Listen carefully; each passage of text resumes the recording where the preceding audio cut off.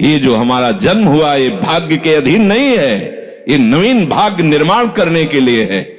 नहीं तो आदेश ही नहीं देते भगवान।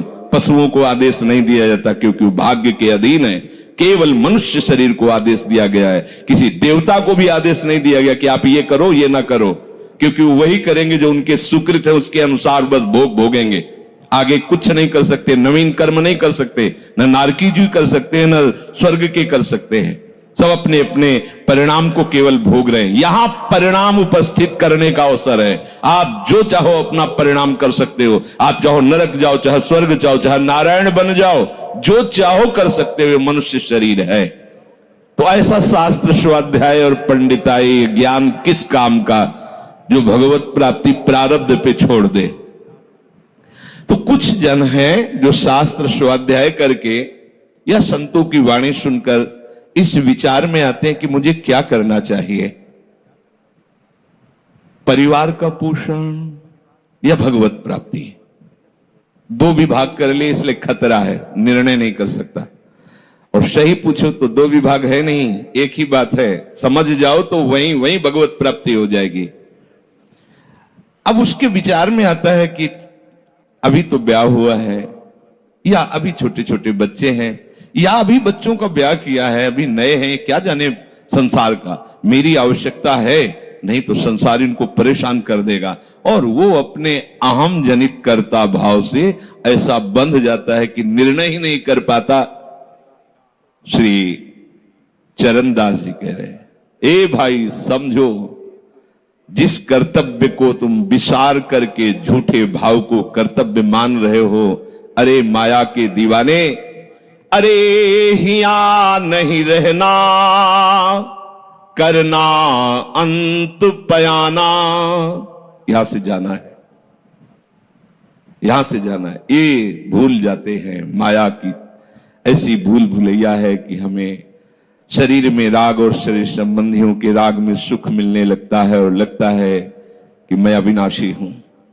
वैसे मैं तो अविनाशी ही है, पर विनाशी को लेकर मैं ये भूल कर बैठता है। और जिसको पकड़ा है वो सब विनाशी, सब विनाशी। गो गोचर जहां लग मन जाई, सो सब माया जानो भाई।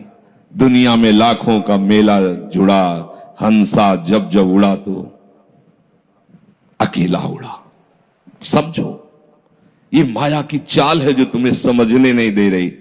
अरे भाई समझो, समझो। अरे माया के दीवानों, यहां से हमें जाना है, जाना है।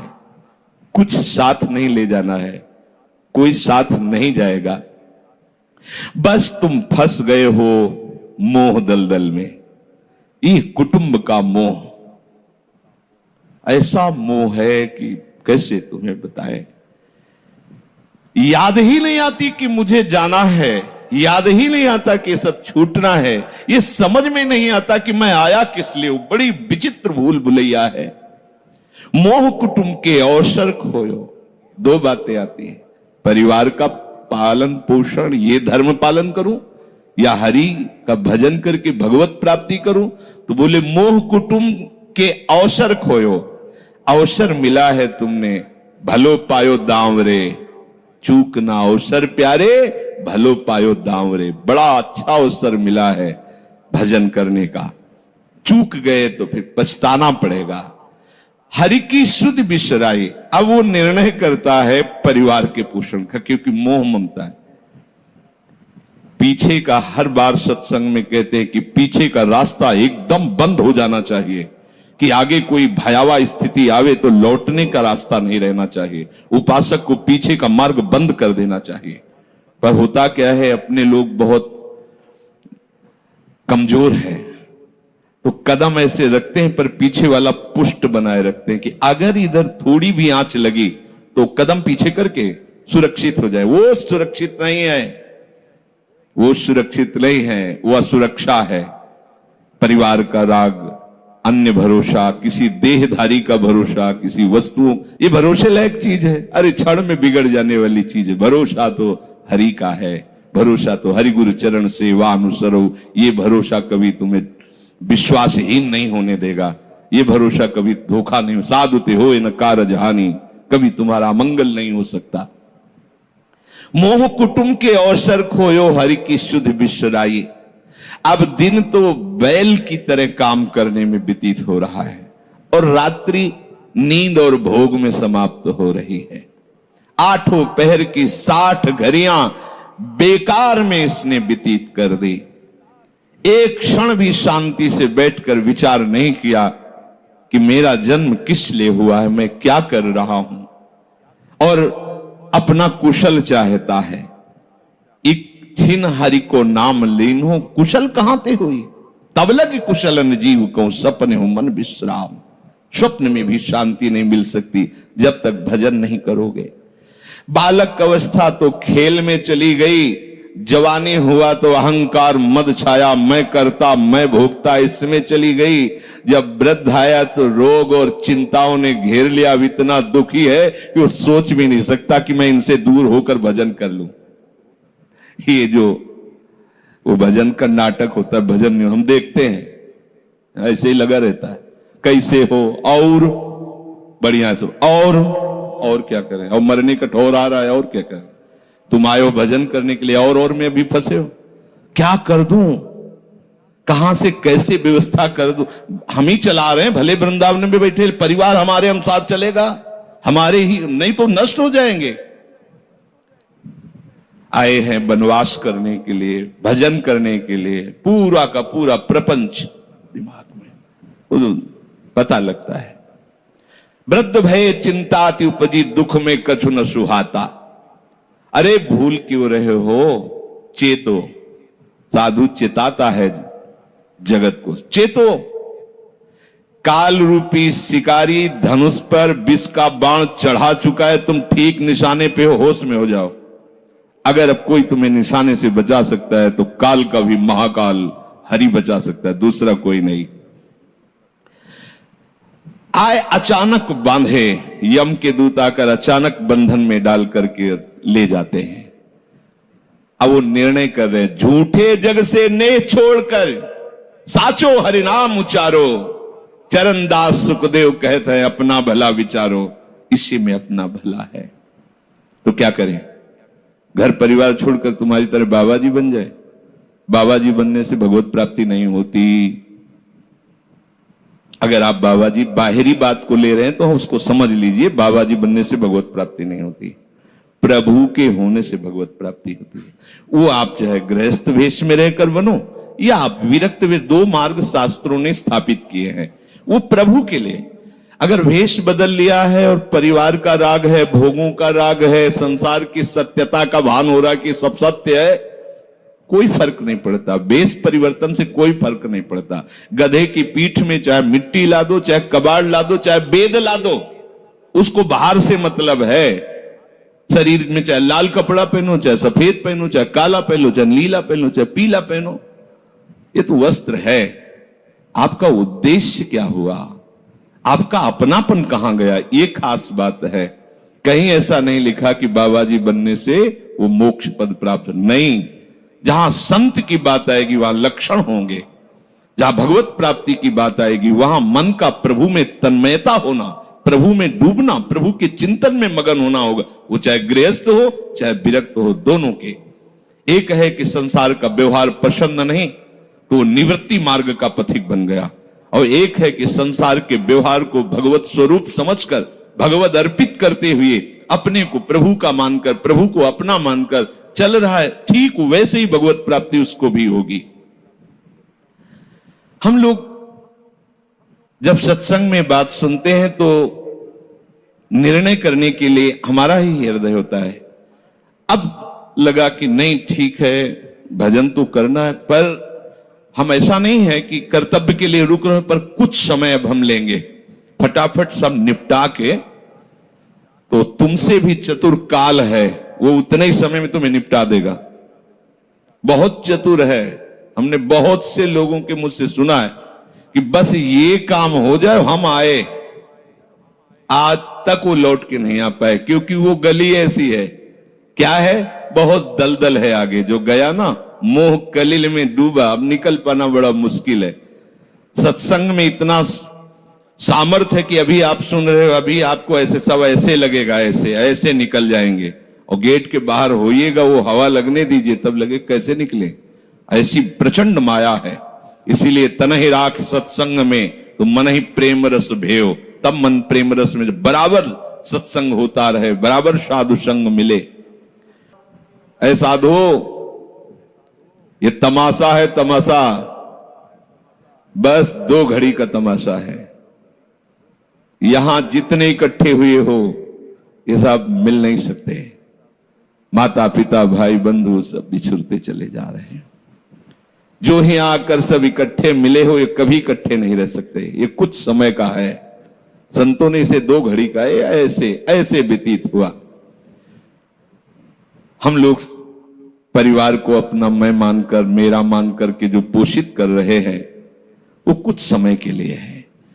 जैसे नाव नदी के ऊपर बाट बटाऊ आए, मिल मिल जुदे होए पल माही आप को जावे। जैसे नदी पार करने के लिए 50 लोग इकट्ठे हुए नाव में बैठे, नाव किनारे पहुंची, सब अपने अपने मार्ग को चले जाते हैं, कोई किसी का साथ नहीं देता है। ऐसे ही मृत्यु का समय आया, चला आप कितना भी प्यार करो, वो लौट के आपसे पूछने के लिए नहीं आएगा आप कैसे हो, या आपने कितना भी सबके लिए किया है, मोह से युक्त होकर अपना जीवन, विशेष जीवन आपने दे दिया, लेकिन आपकी क्या दुर्गति होगी किसी को कोई परवाह नहीं है। फूंक ताप के 10-5 दिन में वो जो दिन क्रिया हुई, इसके बाद सब मौज मस्ती में होते हैं। कोई तुम्हारा चिंतन, कोई तुम्हारा नाम नहीं लेगा, कोई तुम्हारे लिए आंसू नहीं बहाएगा। वो अगर कोई रोता है तो हमने सुना है कैसे रोता है। आज तक हमने जो कहा वही इन्होंने पूरा किया, मतलब अपनी कामनाओं की पूर्ति के लिए रोता है। अब कौन हमारी बात सुनेगा। तुम कितना हमें चाहते थे, कोई नहीं उतना चाहता। क्या कह के रो रहा है, क्या कह के रो रहा है? अपनी कामनाओं की, स्वार्थ की पूर्ति के लिए रो रहा है, तुम्हारे लिए नहीं रो रहा। वो ये भगवान का बगीचा है संसार, रंग बिरंगे फूल हैं। कुछ तो कली ही मुरझाकर नष्ट हो जाती है, कुछ फूल खिलकर नष्ट हो जाते हैं, कुछ में ऐसी सुगंध आती, थोड़ा सुगंध फैलती, वो भी नष्ट हो जाते हैं। ये बगीचा केवल देखने में सुहावना लगता है बड़ा भयावना। इसमें मृत्यु का तांडव हो रहा है। आप देखो, प्रतिपल मृत्यु भयावा, पर कैसी माया है। सामने वाला पतिंगा जला, फिर भी वो जाके उसी में जलता है। ऐसे फूंक के आ रहे हैं एक को, और उनको ये वैराग्य नहीं हो रहा कि मेरे शरीर की भी यही दशा होनी, मुझे कुछ कर लेना चाहिए। ऐसी कुछ कर लेना चाहिए जिससे हम कालातीत अवस्था को प्राप्त हो जाए। क्यों नहीं कर पाता? दारा सुत संपत्ति को सुख, ज्यों मोती ओस बिलावे, यहाँ ही मिले और यहाँ ही नासे, ता क्यों पछतावे।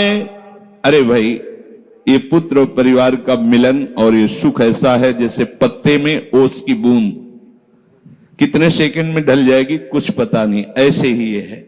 बड़े हर्षित हो रहे हैं, बाजे बजवा रहे हैं, बहुत दिनों बाद लड़का हुआ है, फूले नहीं समा रहे, और काल की अवधि बहुत अलू खत्म। अब वो बूंद जो है पत्ते में गिर गई। अब किस बात को लेकर यहां खुशी मनाई जाए, किस बात को लेकर हम यहां गर्व करें? बहुत सावधानी की जरूरत है। जो यहां मिला वो यहीं छूट जाएगा। आप जब जाओगे तो आपके साथ हरि भजन वो किया नहीं, आपके साथ ही हरि उनको माना नहीं। क्या करो? कुछ दे दे, क्या? सबको सुख देने की भावना, सब में प्रभु की भावना, जो भी तुम्हारे पास मन वचन कर्म से प्राप्त हुआ है वो सबको सुख देने के लिए है। सब में प्रभु है। ये बात समझ में नहीं आएगी, सबको क्यों सुख दें? क्योंकि सुख मिलना है। आप सिद्धांत समझो, आप सबके सुखों को खींच करके उनको दुख देकर सुखी होना चाहते हो, तो वो दुख लौटकर बड़ा भारी रूप रख करके आपको भोगना पड़ेगा। आप दूसरे को सुख दिए तो सुख लौट के बड़ा भारी सुख आपको देगा। ये सिद्धांत समझो ना, पर समझ ठीक है नहीं। तो हम दूसरे को दुख दे करके अपने को सुखी मानना चाहते तो वो दुख बहुत बड़ा रूप रख के आता है और हम दुखी हो जाते हैं। नहीं, आज तक तो सब लोग सुख के लिए ही कर रहे हो, तो सुखी हो जाना चाहिए। मतलब गलत है, कहीं ना कहीं सिद्धांत गलत है। सत्संगति को लाभ बड़ो है, साधु भक्त समझावे, चरण दास ही राम सुमिर ले, गुरु सुखदेव बतावे। चरणदास जी कह रहे तुम्हारा परम हितकारी हरि है, उसी से नेह लगा लो, सदगुरु के वचनों पर विश्वास करो, प्रभु के नाम का निरंतर रटन करो। अब ये बात हमारी समझ में आई सत्संग के द्वारा कि हमारे जीवन के जो दो उद्देश्य बन रहे थे कि एक तो क्या करें, परिवार का पोषण करें या हरि भजन करें। तो दो भाव जो बने थे उनको तो मिटार दो है ही नहीं। घर गृहस्थी में जो है बिल्कुल उसे बंधनकारी मत समझो, प्रभु का सब कुछ मानकर नाम सुमिरन करते हुए जो सेवा करो। अरे बड़ा आनंद आता है। आपको लगता है कि बैठकर भजन होता है, बिल्कुल ये मन की चाल है, नहीं होता। मन को भजन में नहीं लगाओगे तो चाहे पड़े रहो चाहे बैठे रहो, भजन नहीं होने वाला। और अगर भजन में लगाओगे तो फावड़ा चलाते हुए भजन होगा। जब नाम का अभ्यास करना था तो नई अवस्था थी, तो गुरुजन हर समय सेवा में लगाए रहते थे। बड़ी बड़ी पत्थर की शिलियां आश्रम में थी, उठा उठा कर उनको जमा कर खोद के बना बराबर करना, तुलसी का बगीचा लगाना, गेंदे का बगीचा लगाना, और वृक्षों को हैंड पैप से भर भर के पानी 100 बाल्टी खूब सींचना खूब, और उसमें भी नाम स्मरण करना। और जो पूर्व सदगुरुदेव भगवान थे बड़े ही बाहरी कठोर नियम वाले, और उस समय नाम का अभ्यास उसी समय करवाया गुरुदेव भगवान ने। ऐसे नाम पूरे में सोने लगाना, पर गुरुदेव भगवान की कृपा से ये समझ में आया। तो हमें लगता है कि कोई भी काम करते हुए भजन हो सकता है, कोई भी। अरे जब युद्ध हो सकता है तो और क्या बात है। अब बोलो आपका निर्णय कि मैं परमार्थ में जाऊं या व्यवहार ठीक करूं। हम कह रहे हैं वो व्यवहार ही परमार्थ बना लो ना, भागने की जरूरत कहां है। और जब आपकी अरुचि बढ़ेगी, वैराग्य बढ़ेगा, तो तुम्हें कोई रोक नहीं पाएगा। वो तो स्थिति आएगी, और अगर स्थिति के लिए बिना तुम भागोगे तो यहां के वही प्रपंच करोगे, यहां भी वही प्रपंच करोगे, भजन नहीं होगा। तो पहले तो साधक को इस बात को लेकर संदेह होता है कि संसार का व्यवहार करना कर्तव्य है या भजन करके भगवत प्राप्ति करना कर्तव्य। अब उसका सत्संग के द्वारा निर्णय होता है, चाहे शास्त्र का चाहे संतों का, कि नहीं नहीं मुझे तो इस जन्म में भगवत प्राप्ति करनी है। संसार के इन सब कार्यों को तो बहुत जन्मों में किया है, अब इस जन्म में भगवत प्राप्ति करनी है। ऐसा निर्णय सत्संग से होता है। जब ऐसा निर्णय हुआ तो भोग उसे कड़वे लगने लगे।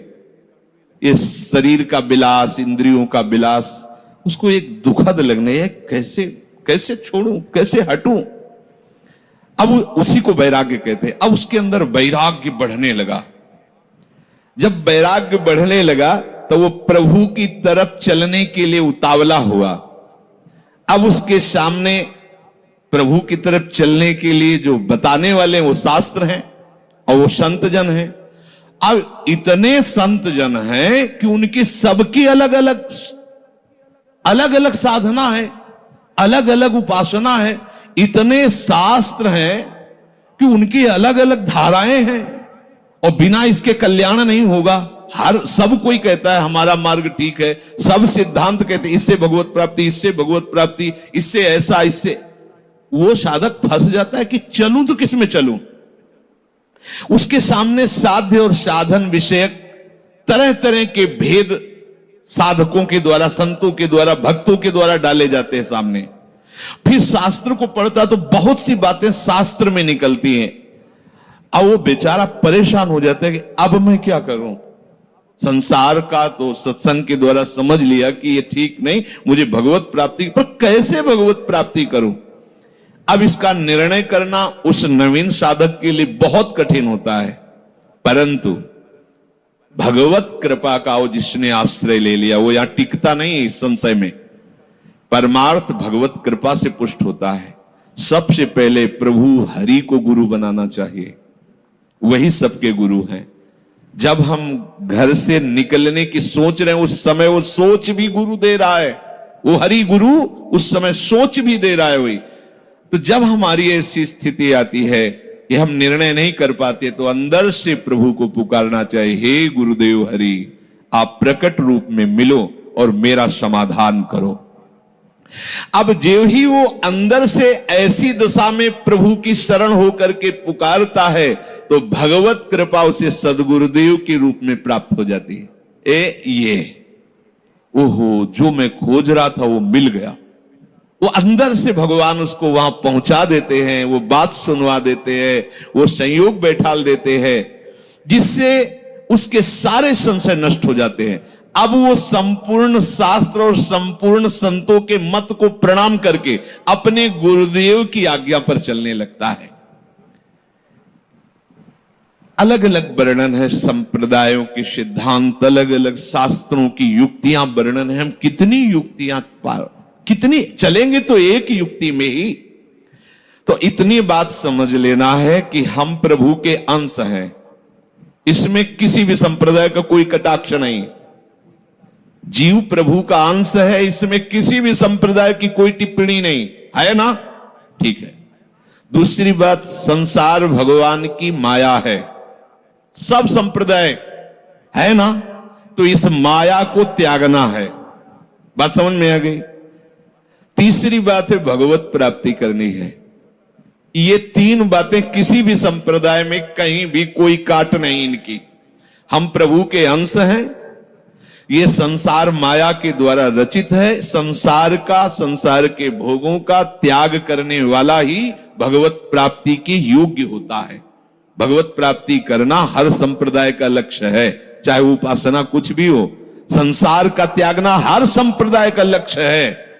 कोई भी आप शास्त्र सिद्धांत या संप्रदाय देखिए, संसार के भोगों का, संसार की आसक्ति का त्याग, और हम प्रभु के हैं, ये सिद्ध बात है। किसी भी संप्रदाय में हो, जीव भगवान का अंश है, ये निश्चित बात है। तो ऐसा निर्णय गुरुदेव की कृपा से स्वाभाविक हो जाता है कि अब सब सिद्धांतों को भले सुन लें, लेकिन हमें चलना का हमें पता है। हमारे गुरुदेव ने हमें बता दिया है, हमारे माई श्यामाजू को राज, हमें चलना। राहो को काहू मने दिए, पर मेरे प्राणनाथ श्री श्यामा शपथ करो तृण छिए, मन क्रम वचन त्रिशुद्ध सकल मत, हम श्री हित हरिवंश उपासी, हा हरि रा राधा वा वृंदावन सा सहचरी। साधक की बुद्धि गुरुदेव के प्रताप से उपासना में निश्चल हो जाती है। एक एक बात को समझिए। प्रभु कह रहे, जिस काल में शास्त्रीय मतभेदों से विचलित हुई तेरी बुद्धि निश्चल हो जाएगी, परमात्मा में अचल हो जाएगी, उसी काल तू योग को प्राप्त हो जाएगा। कैसे होगी निश्चल? अगर हम शास्त्रों में भटकते रहो, कई बार समझने के बाद भी ये निश्चय होता था कि ये आश्रय ठीक है या अहम ठीक है। क्योंकि जब एको हम बहुत श्यामा वही ब्रह्म बहुत रूप, मैं भी तो ब्रह्म हूं ना। मैं भ्रम से अपने को अंश मान रहा हूं, भ्रम से अपने को जीव मान रहा हूं, भ्रम से अपने को शरीर मान रहा हूं, वही हूं। सेवक से विभाव बिन भव न तरी उर्गारी। काकभूषण जी कह रहे, बिना सेवक और स्वामी के भाव के संसार से तरा नहीं जा सकता। एक में है सेवक स्वामी भाव के बिना नहीं तरा जा सकता, और एक है कि जब तक सेवक स्वामी भाव भेद है तब तक अविद्या है, अविद्या है तो मोक्ष नहीं। बड़ा झंझट है, बड़ी समस्या है। उसका समाधान केवल गुरुदेव के वचन से होता है। मोक्ष मूलम गुरु कृपा, वो बता दी, ऐसे चलो बस।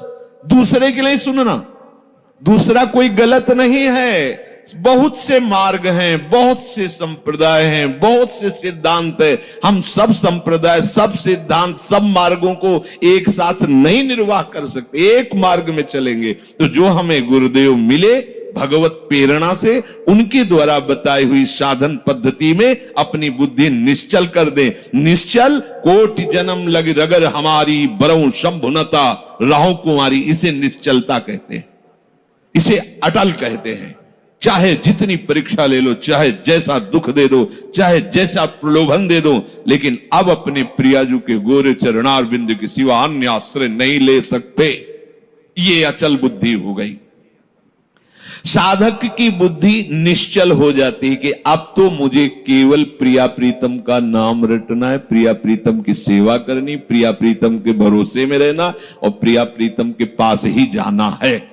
ये निश्चय लगभग लगभग ऐसा तो हो गया होगा, क्योंकि सत्संग सुन रहे हैं बहुत काल से। कई बार सत्संग में कहा चित्त का समाधान हो जाना ही उपासना की परिपक्वता है। यदि आपसे कोई प्रश्न करे कि आपका उपासना का स्वरूप क्या है, तो श्री राधाजुग चरण निवास, बस आगे कुछ है ही नहीं। हमारा केवल उपास्य तत्व प्रेम, प्रेम का मूर्तिमान स्वरूप लाडली लाडली के गोरे चरणारविंद, बस। भजन साधन ये सब उनकी कृपा से हो रहा है। हमारा लक्ष्य केवल लाडली, भरोसा केवल लाडली, अपनापन केवल लाडली। अभी जीत गए, अभी जीत गए। ज्यादा जैसी तरिवंश प्रपंच बंच सब काल ब्याल को खायो, यह जिए जान श्याम श्यामापद कमल संग सिर नायो। मुझे प्रियालाल को प्राप्त करना ये दृढ़ निश्चय हुआ गुरुदेव की कृपा से। ऐसा दृढ़ निश्चय होने वाली बुद्धि को अचल कहते हैं। जब दृढ़ निश्चय हो जाता है तो साधन अब सिद्धावस्था में परिणित होने लगता है। ध्यान रखना, जब तक ये करें कि ये करें कि ये करें कि ये करें ऐसा चलता रहता है तब साधक रहता है।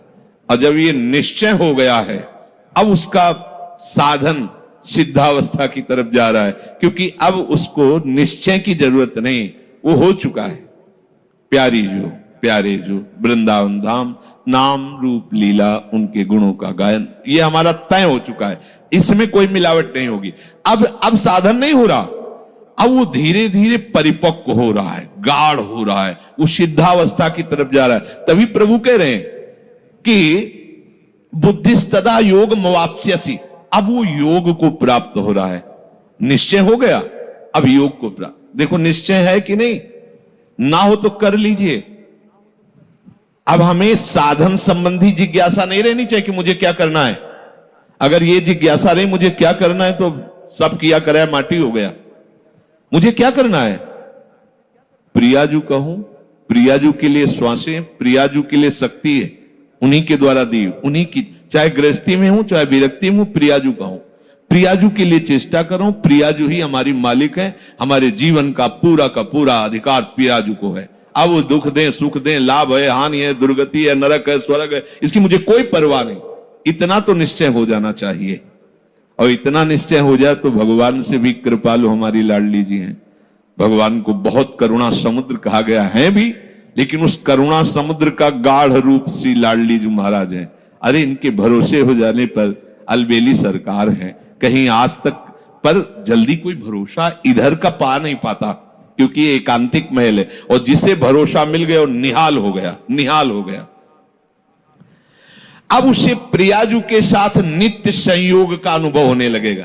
ध्यान दीजिए, बुद्धि का निश्चय, उपासना का परिपक्व अवस्था की तरफ पदार्पण हो रहा है। अब उसे प्रतिपल लग रहा है कि प्रियाजू हमारे साथ है।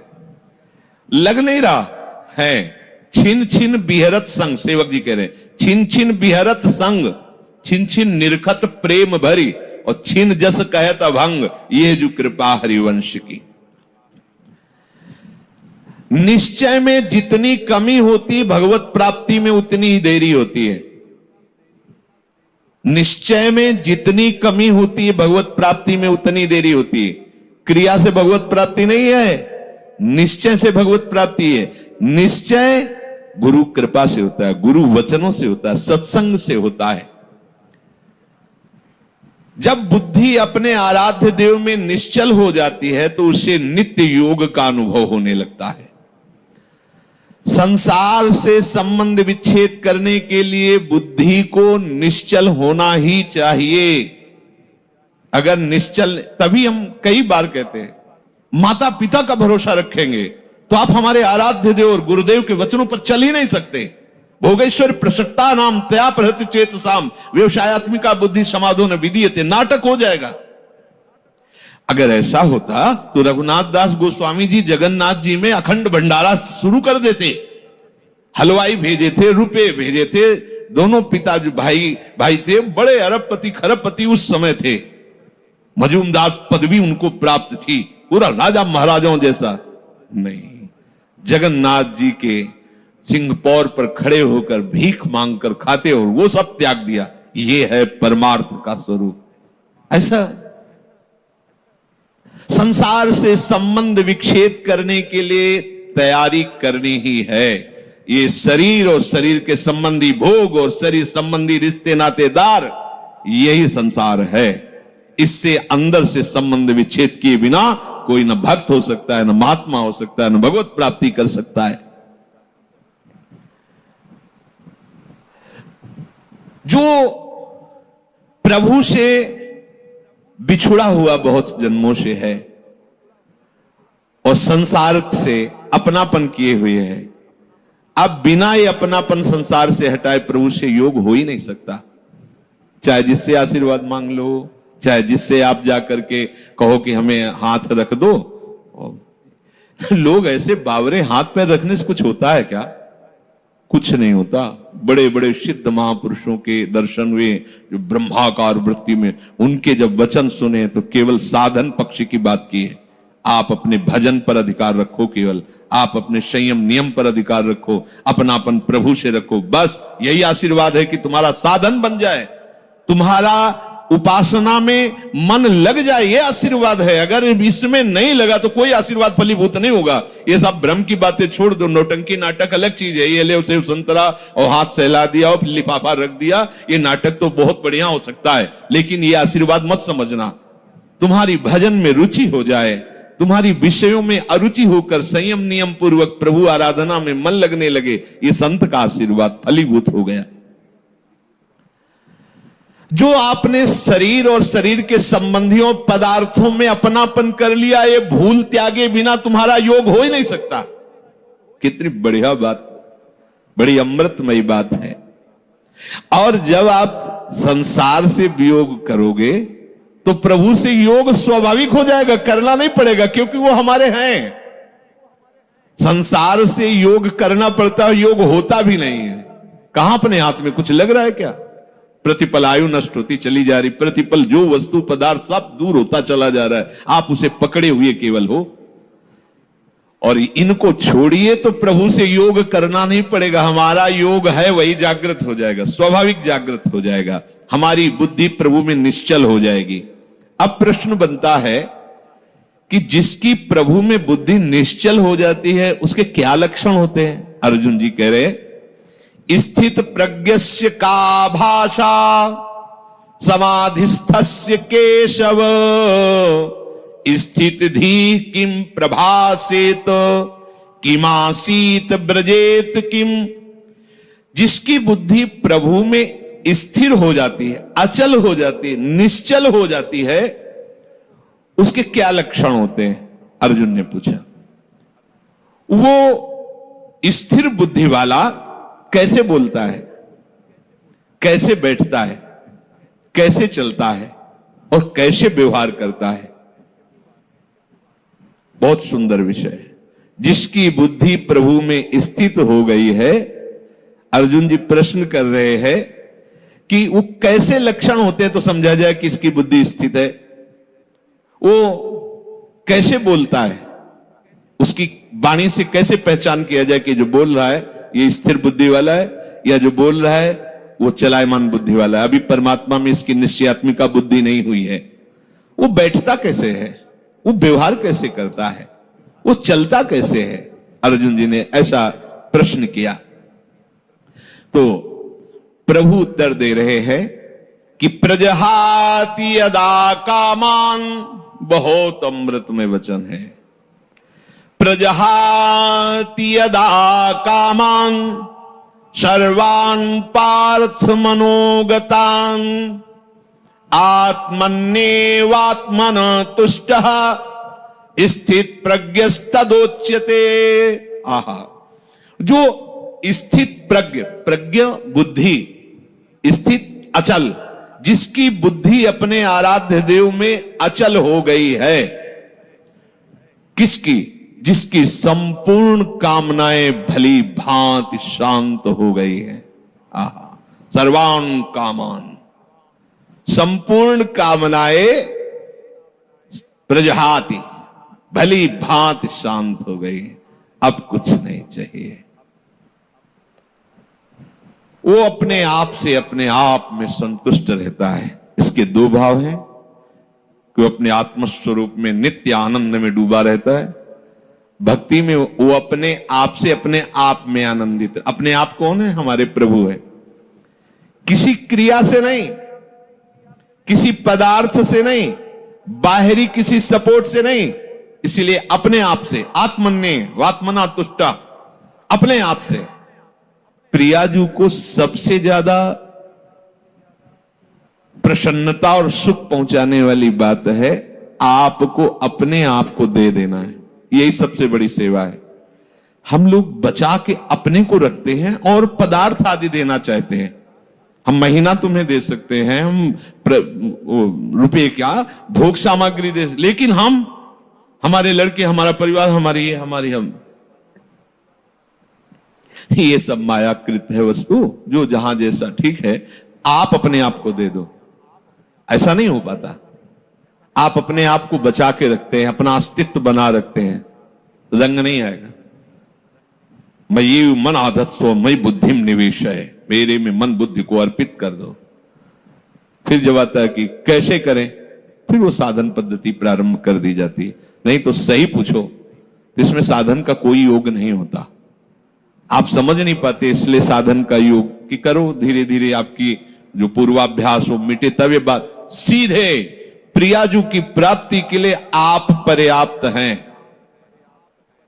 निश्चय कर लो श्यामाजू की सिवा। अब जैसी दिनचर्या है उस पर थोड़ी दृष्टि डाल लो कि श्यामाजू के विरुद्ध आचरण ना होने पाए। मस्त रहो, भरोसे पे मस्त रहो। देखो सारे सद्गुण दैवी संपदा आपके अंदर आ जाएगी। सारे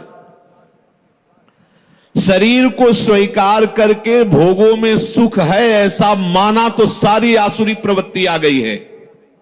मानने मात्र से आपने केवल माना कि मैं विरक्त हूं तो बहुत से अंकुश अपने आप लग गए।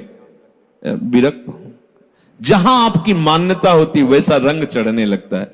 मैं प्रियाजू का हूं, प्रियाजू मेरी हैं, ऐसी मान्यता से सारे भागवतिक सद्गुण आ जाएंगे जो महात्मा में होते हैं, जो रसिकों में होते हैं, जो भगवत प्रेमियों में होते हैं। अब ये बात समझ में नहीं आती, इसलिए फिर लगाया जाता है आप ऐसा करो, इनको त्यागो, उनको छोटे छोटे छोटे छोटे सब करते हुए जब यहां आता है, अगर वो अपने आप को नहीं दिया, ये सब कर रहा है तो उसका फल होगा प्रियाजू नहीं मिलेंगी।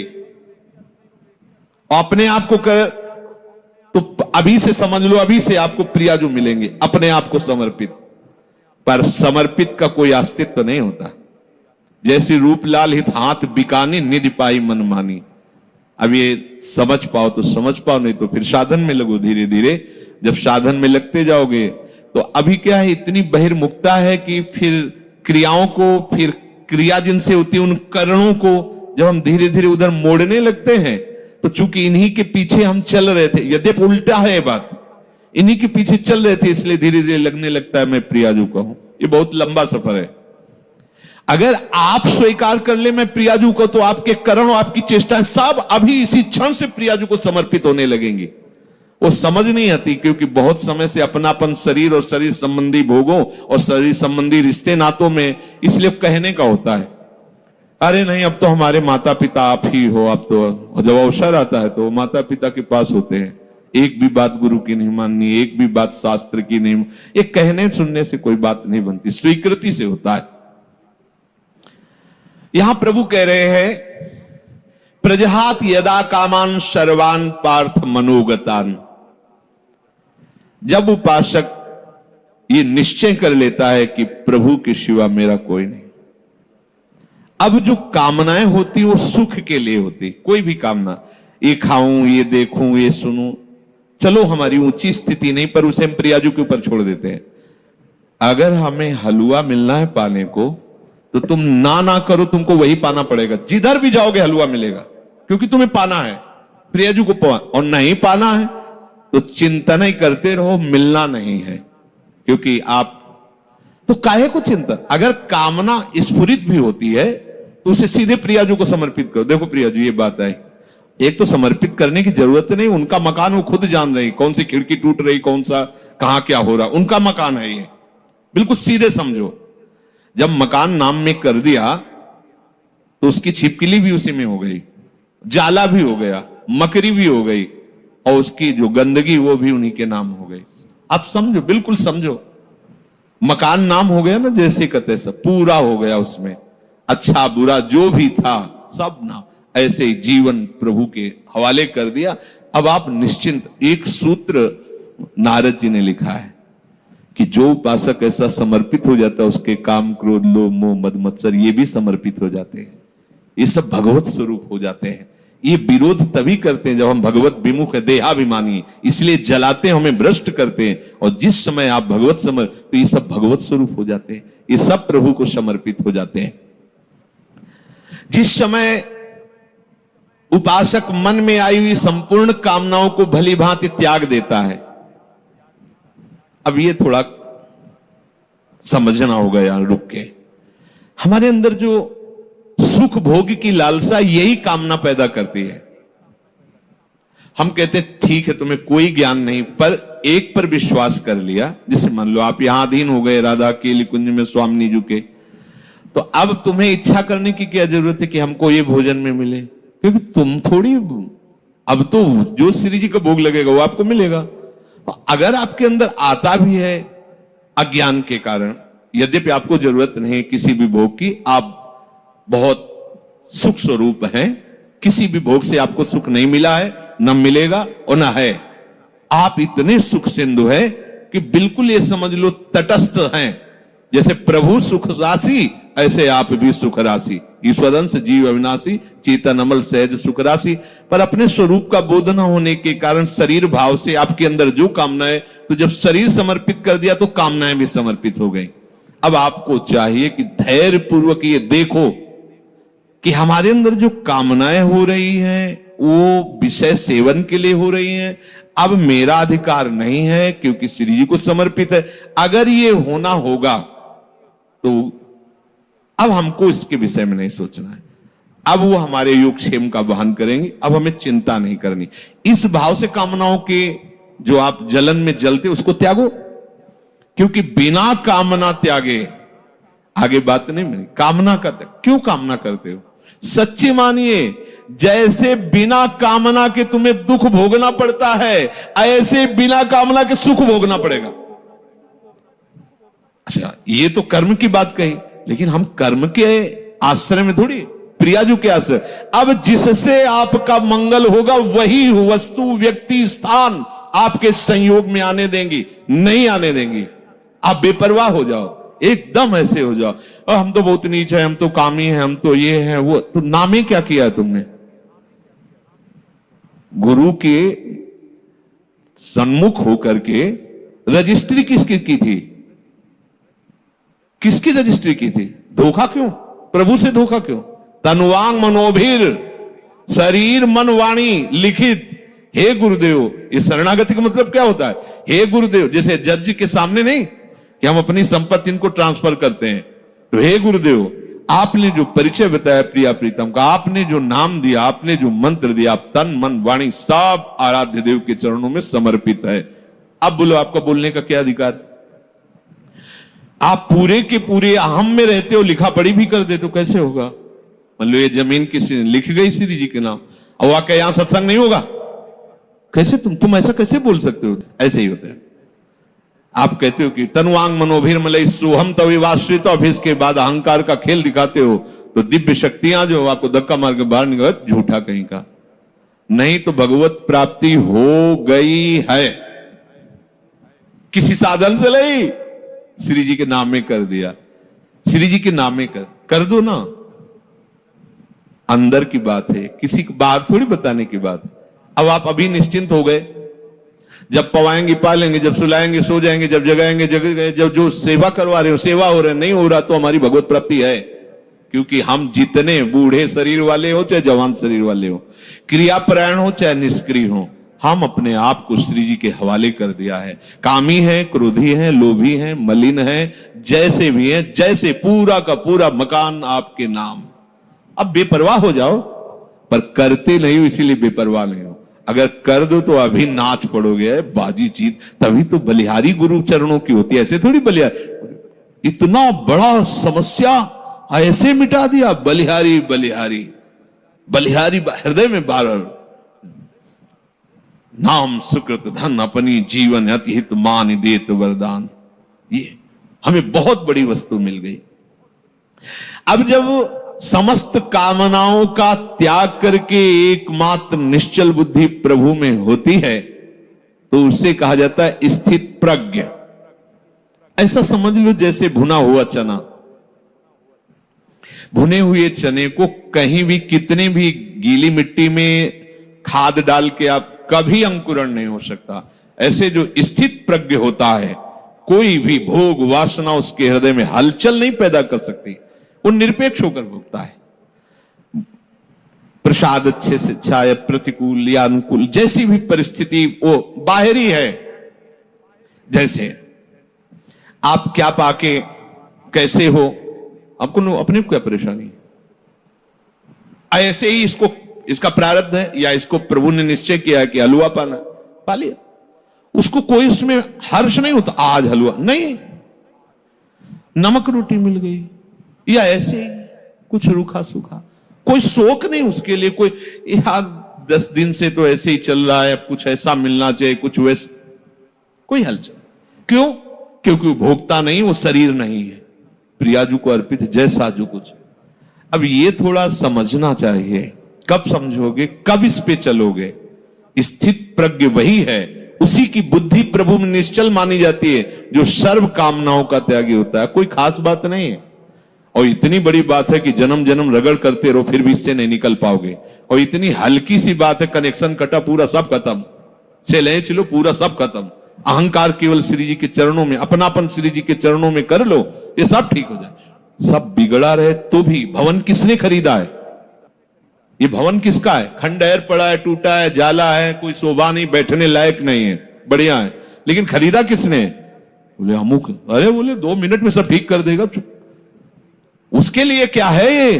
बस आज वो अपिचेत सुदुराचारो भजते माम मनन्य भाग साधुरेव समन्तव्य सम्यक व्यवसिता। ऐसा खरीदा किसने है? प्रभु के वचन है, गीता जी में आगे आएगा। अपिचेत सुदुराचारो, सुमन सांगोपांग दुराचार करने वाला वर्तमान में, लेकिन उसने निश्चय कर लिया कि अब मेरा केवल भगवान ही उद्धार कर सकते हैं, मैं बहुत नीच और पापी हूं, केवल भगवान ही।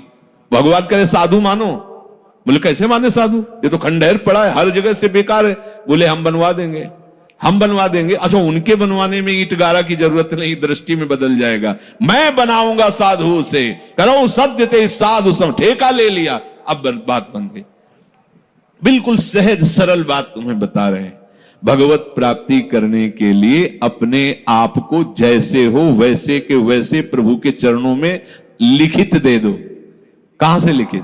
हृदय से।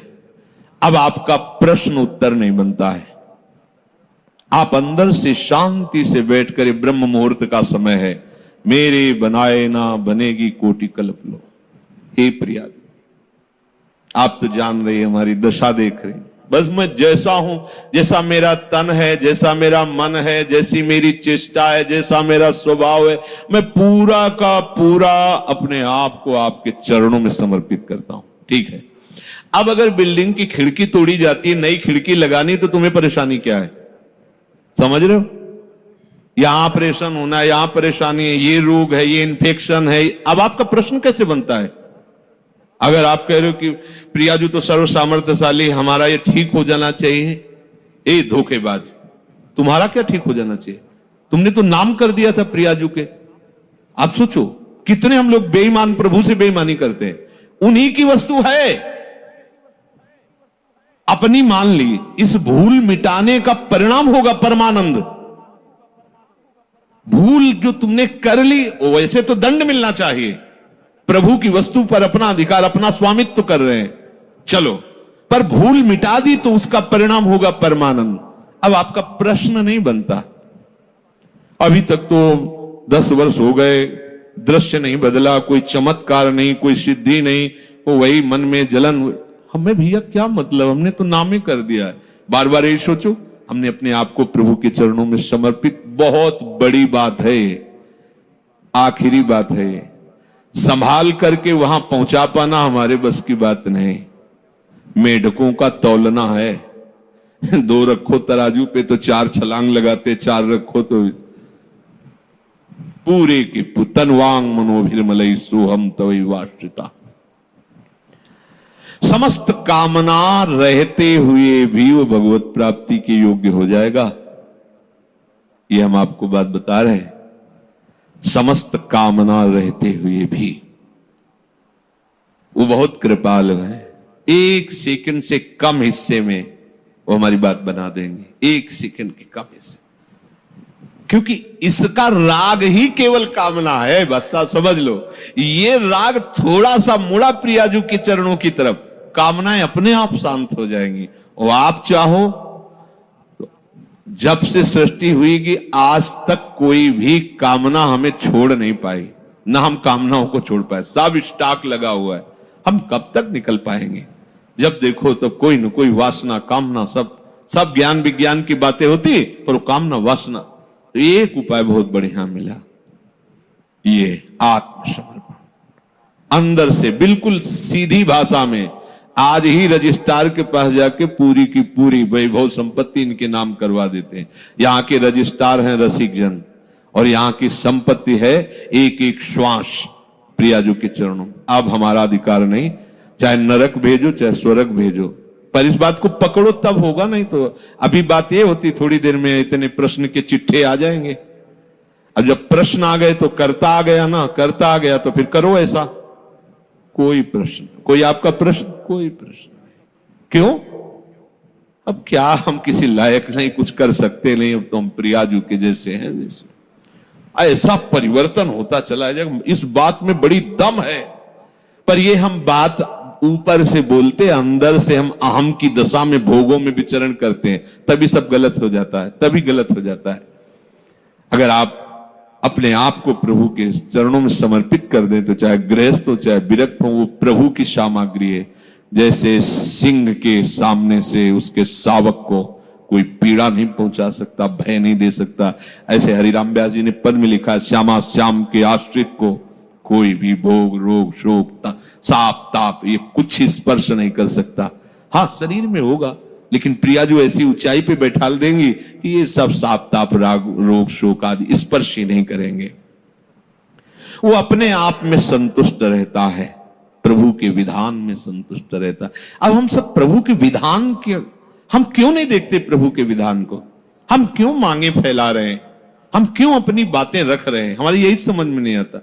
अब तो मौन होने का अवसर है, कुछ बोलने का अवसर नहीं, ना प्रार्थना करने की जरूरत है। ये मकान हमारे नाम करवा दिया तो रोज आके प्रार्थना करने की, देखो ये जाला नहीं लगना चाहिए, देखो इसकी खिड़की सुरक्षित रखना, दबका के भगा दिया जगत। अब तेरे को क्या मतलब, मैं इसमें जाला ही फैला दूं, तेरे को क्या मतलब? ऐसे ही अब हमें प्रार्थना की भी जरूरत नहीं। प्रभु इज्जत रखना, प्रभु स्वस्थ रखना, प्रभु हमारा कल्याण कर मत करो, हमारा कुछ है ही नहीं। अब आपकी इज्जत की बात है, अब आप अपनी शान बान को देखिए। हमारी तो जो थी वो आप में समर्पित हुआ, अब आप देख ली। अरे बड़ी मस्ती अभी, तभी तो कह रहे बिगड़ी जन्म अलेख की अब वही सुधे। आपको समझ में नहीं आ रहा, कह देंगे हाँ अभी मैंने कह दिया श्यामा से, और 2 मिनट बाद बात करेंगे तो देखो बुद्धि कहां स्थित है, केवल अहंकार में, देहाभिमान में। किसी ने कहा कि आपके स्वास्थ्य के लिए 1 माला रोज जप करते हैं, शेष माला अपने लिए जप करते हैं।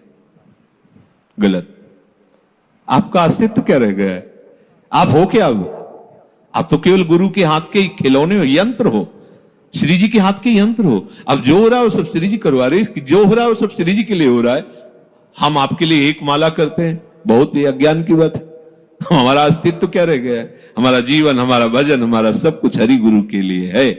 जब ये भावना आ जाएगी तो उसी से हरि गुरु आपके हो गए, इससे नहीं। ये भावना जब आ गई उसी से हरि गुरु आ। बड़ा मस्ती का मार्ग है। छोड़ो, बस छोड़ो, तुम्हारे बस की बात नहीं है। जिनके बस की बात है उनके हवाले अपने आप को कर दो अंदर से। और जब कभी तुम्हें मन भय दिखावे, परेशानी दिखावे, द्वंद्व दिखावे, तो उसी समय उनसे बात करो ना कि मैंने तो उनके नाम कर दिया, उनसे बात, मन से कौन से बात करो, हम क्या करें, हम तो बिक गए, रूपलाल हित हाथ बिकाने, बिक गए लाडली जू के चरणों। अब हम ज्ञान विज्ञान से समझाएं तो आपके समझ में समझा तो रहे पीछे से, स्थूल है, सूक्ष्म है, कारण है, ये तुम नहीं हो, तुम आत्म स्वरूप हो। अपने स्वरूप में आओगे तो तुम्हारे अंदर कोई कामना